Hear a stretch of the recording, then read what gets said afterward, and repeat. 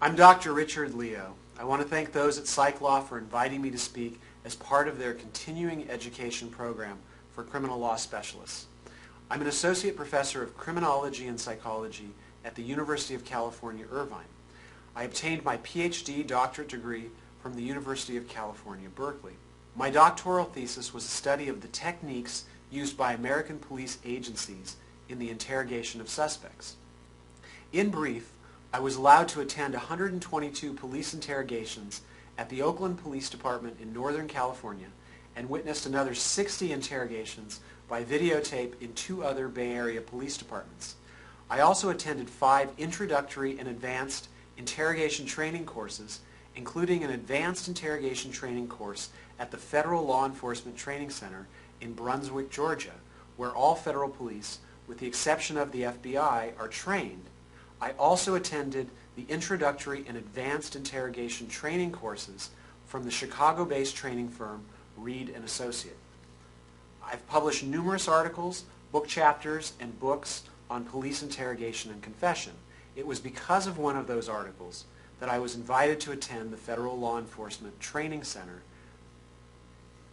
My research has been found to be scientific in numerous state, federal, and military courts.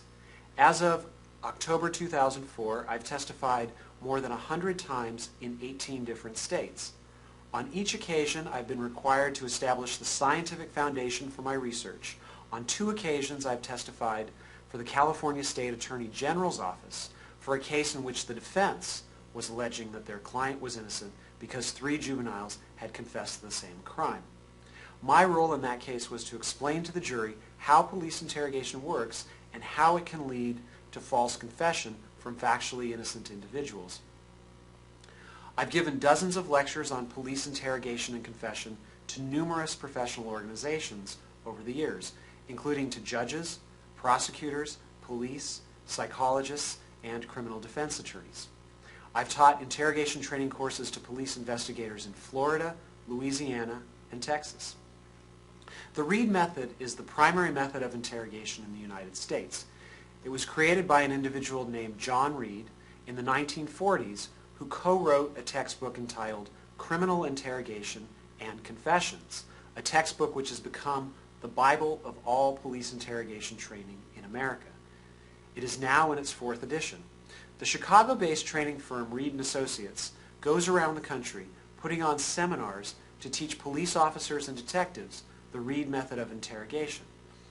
Virtually every detective in America has either been trained in the Reed method directly through Reed & Associates or through similar interrogation training put on by someone else or by the police department to which they belong. The Reed method was not based upon any scientific or systematic research. It was created to replace the 3rd degree, or the rubber hose in the basement of a police station, when the courts put an end to that practice in the 1940s. Now, the first thing to know about the Reed method is that there's a big difference between interviewing and interrogation. Interviewing is something police do to witnesses, victims, and potential suspects. It involves asking friendly, open-ended questions in a non-accusatorial and non-confrontational manner. The purpose of an interview is to get the truth and as much information as can be helpful in figuring out the truth and getting investigative leads. The idea is to ask questions in a manner that is not leading, not suggestive, and not manipulative. The interviewee should feel at ease and should do most of the talking in an interview. By contrast, an interrogation is a very different activity. Police interrogate suspects only when they presume the guilt of a suspect, and the purpose of the interrogation is to get incriminating statements, an admission, or a full confession. It is not necessarily to get the truth. Remember, the idea is that police detectives already know the truth, or the detective thinks he knows the truth. In other words, that the suspect is guilty. And so the purpose of interrogation is to confirm what the interrogator believes, not necessarily the truth. As a result, the interrogation is accusatorial and confrontational. The detective is supposed to do most of the talking, and the detective uses specialized interrogation techniques whose purpose is to manipulate a suspect's perception. And these techniques include leading, suggestive, sometimes even coercive questioning methods. The ultimate goal of an interrogation is to move the suspect from denial on the one hand to admission or confession. The Reed method is simple to understand. The main idea, as put forward by the Reed School, is that the interrogator needs to change the suspect's mindset by raising their anxiety and changing their perceptions about what will happen to them, depending on whether or not they confess. The Reed method seeks to accomplish this through a few primary interrogation techniques. First, the interrogator seeks to isolate the suspect from the environment in which the suspect feels comfortable and from any social networks or outside support. So the interrogator takes the suspect to the interrogation room, which is typically in a remote room in the police station, and sometimes lets him stew before questioning. The idea here is to isolate the suspect and eventually to show the suspect that he, the interrogator, dominates and controls the interaction. Second, the interrogator accuses the suspect of committing the crime in a confident, unwavering manner. As mentioned earlier, once the detective decides to interrogate, he's made up his mind that the suspect is guilty, and the sole purpose of interrogation is to get incriminating statements, an admission, or ideally a full confession, not to entertain the suspect's alibi, denial, or even reconsider whether the suspect is innocent or guilty. As a result, the interrogator will not only repeat his accusations often, but he will also cut off the suspect's denial, the idea being that the less the suspect is able to verbalize his denials, the more likely he will be eventually to break.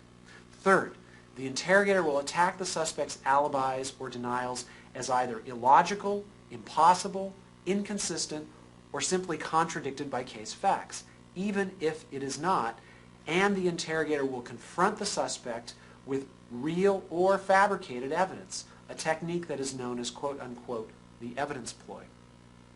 The purpose of attacking the suspect's alibi or denials and confronting the suspect with real or fabricated evidence is to convince the suspect that he is caught, that there is no way to escape the fact that everyone will think he is guilty, and no one will believe his alibis or his denials.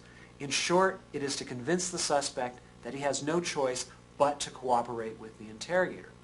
Fourth, the interrogator in the Reed method confronts the suspect with what are called quote-unquote themes.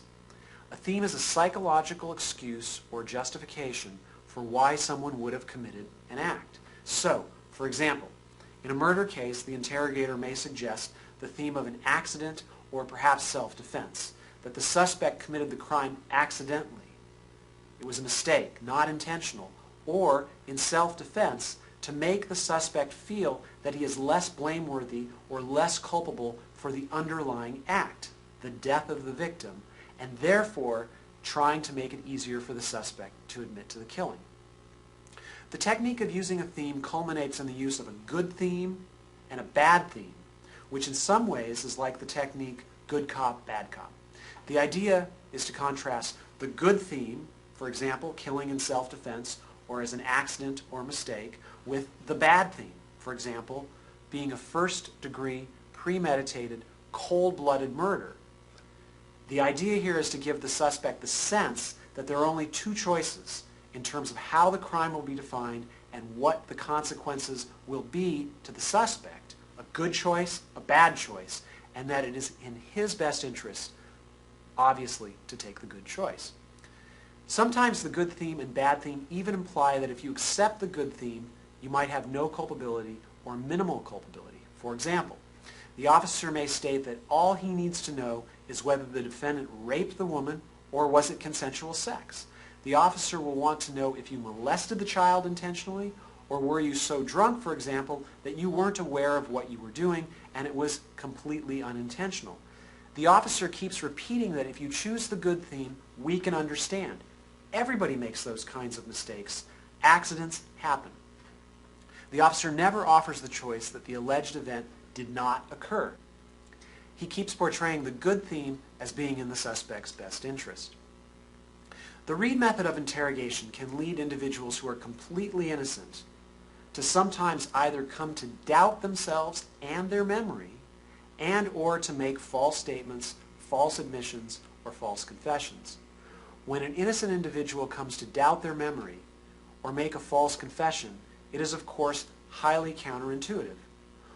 One can clearly see how this can happen if one understands the process of interrogation, because the Reed method of interrogation, if misused on an innocent suspect, can lead the innocent suspect to perceive their situation in a way that makes sense to question their memory or to agree to a false account. How can this happen? It happens because the Reed method of interrogation is intended to cause a suspect to think they are caught. They are trapped, and there is simply no way out of the interrogation. They will inevitably be arrested, prosecuted, and convicted no matter what they say or do in the interrogation room. This is why the interrogator exudes confidence, repeats the accusations often, cuts off or rejects any denials, attacks the suspect's alibi, sometimes relentlessly, and offers explanations and confronts the suspect with real or false evidence. The idea is to convince the suspect that the case against him is airtight, objective, irreversible. No matter what the suspect says or does, he's going to be arrested and prosecuted. It's futile to resist. Individuals who are naive or inexperienced with the police, or who have no idea that police can lie and make up evidence, as well as individuals of low intelligence or high suggestibility, may come to doubt their memories in the interrogation room, especially in response to false evidence ploys, because they may come to believe that despite the fact that they have no memory of committing the crime, they must have done something, because the police are unrelenting, attacking their explanations and alibis mercilessly, and the police say they have all the evidence, that everybody is going to believe them, and it makes the suspect look guilty. Common false evidence ploys include the police telling the suspect that they found his fingerprints on the weapon, or saying that the suspect's DNA was found on the alleged victim, or telling the suspect that an eyewitness has identified him, or telling the suspect that his alleged accomplice has fingered him to the police, or whatever else the police want to make up and insist incriminates the suspect. The reason the Reed method can lead innocent suspects not only to doubt their memory, but also to make false statements or a false confession, is because once the suspect is moved to the point of hopelessness as a result of the accusations, attacks on his alibi, and explanations and the evidence ploys, he may come to perceive that he has very little choice in the matter. If the suspect believes the interrogator, whether or not he continues to deny committing the crime, he will perceive that he is trapped, caught, and powerless, that no matter that he is innocent, he will get convicted. If a suspect believes this, then the good choice and bad choice offered by the interrogator's use of themes may be persuasive. Given the fact that the suspect perceives he is caught and there is no way out, even if he is innocent, he may feel compelled to take the good choice, making him appear less culpable in order to avoid the bad choice, which would make him appear more culpable. He may do this because he believes he is going to get convicted anyway, and as the interrogator is either implying or explicitly suggesting, the good choice will lead to less punishment, a lower charge, and/or a lower sentence, or possibly no charges at all. Then the bad choice, which will lead to more punishment, for example, a higher charge or a higher sentence. If the detective's use of the Reed method of interrogation is successful in moving someone to this mindset, then it may make sense, indeed, for the suspect to perceive that it is in his self-interest to make a false admission or a false confession. This may make sense because the suspect may come to think that this is the only way to avoid an inevitably higher charge or sentence, given what the interrogator has told him, even though he or she is completely innocent. An innocent suspect can be led to say and possibly believe that it must have happened while he was asleep because he has no memory of it. It must have happened while he was blacked out or drunk because he has no memory of it, or led to believe or made to believe that if he just agrees with something that something accidentally happened, it will be in his self-interest. The Reed method of interrogation can be very psychologically coercive on both suspects that are guilty as well as suspects who are innocent.